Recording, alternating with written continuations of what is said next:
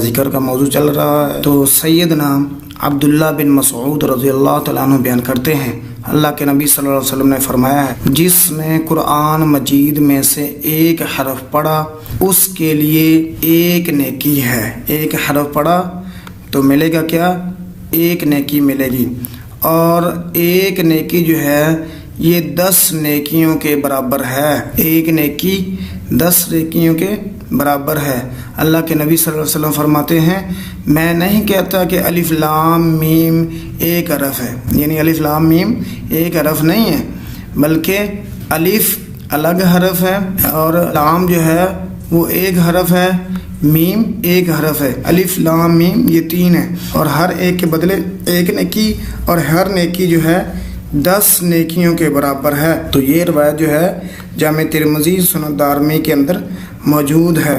تو یہ قرآن مجید کی فضیلت ہے۔ باقی آپ جتنے مرضی اعمال کرتے جائیں، یہ بھی قرآن بھی ذکر ہے۔ اللہ پاک فرماتے ہیں کہ ہم نے ہی قرآن کو نازل کیا، اس ذکر کو نازل کیا، اور ہم ہی اس کے محافظ ہیں، حفاظت کرنے والے ہیں۔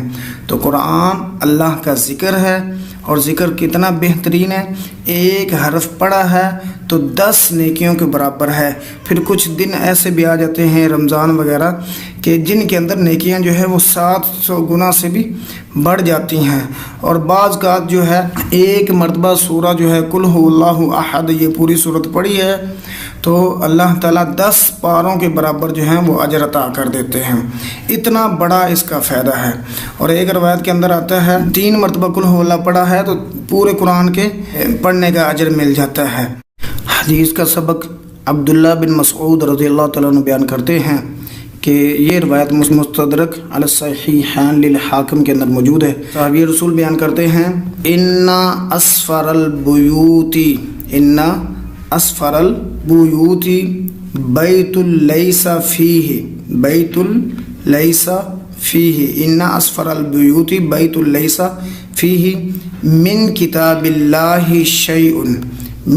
اللہ شیء فقرأوا القرآن فرمایا کہ سب سے زیادہ سونا گھر وہ ہے، انا اسفر البیوت بیت لیس فیہ، گھروں میں سے سب سے زیادہ ویران سونا جو ہے بیابان وہ گھر ہے، لیس فیہ من کتاب اللہ شیء، کہ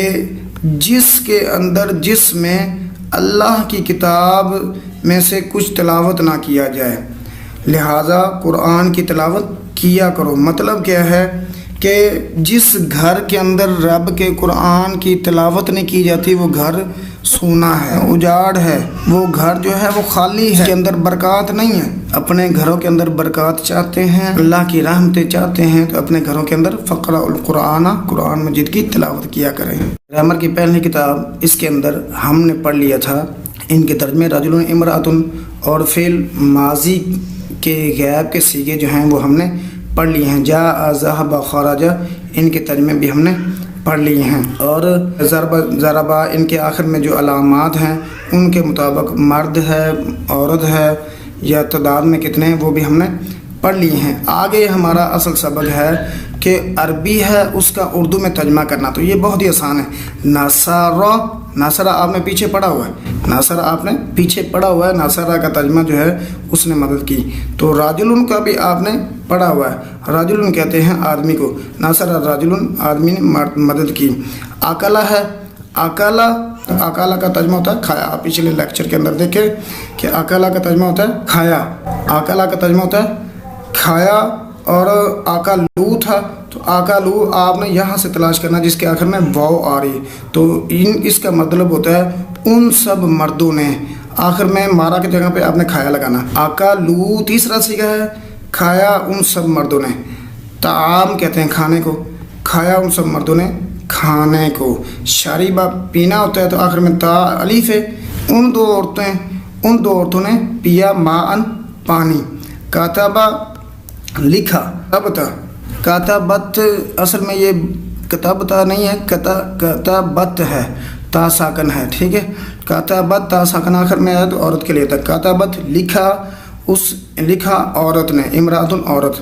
فتح الف ہے تو فتح کھولا تو الف آ گیا، ان دو مردوں نے کھولا، ان دو مردوں نے کھولا بابن دروازہ، داخلہ داخل ہوا البیت گھر میں، داخل ہوا ایک مرد گھر میں، قرأ قرأ او، قرأ کا مطلب ہوتا ہے پڑھا، تو واو آخر میں آیا ہے، ان سب مردوں نے پڑھا قرآن کو۔ عمر کی دوسری کتاب، آج ہم پیچھے ہم نے پڑھا تھا اقسام ستہ یعنی 6 قسمیں، آج ہم پڑھیں گے اقسام سبعہ ستہ کے بعد یعنی 7 قسمیں۔ تو 7 قسمیں جو ہیں اسم فعل کی تمام قسمیں جو ہیں وہ 7 قسموں سے باہر نہیں ہیں، یعنی اسم فعل کی تمام قسمیں جو ہیں وہ 7 ہی ہے، ایک شعر کے اندر سارے کے سارے 7 جمع کر دی ہیں۔ آپ نے است فارسی کا شعر ہے، است کا مطلب ہوتا ہے است کا مطلب ہوتا ہے، تو آپ نے یہ یاد کرنا صحیح است و مثال است و مضاف لفیف و ناقص و محموز و اجوف، یہ آپ نے شعر یاد کرنا۔ آپ ترتیب کے ساتھ یاد کرنے، صحیح مثال مضاف لفیف ناقص محموز اجوف، صحیح مثال مضاف لفیف ناقص محموز اجوف، شعر یاد کر لیں، صحیح اسم و مثال اسم و مضاف لفیف و ناقص و محموز دونوں طریقوں سے یاد کر لیں، کوئی حرج نہیں۔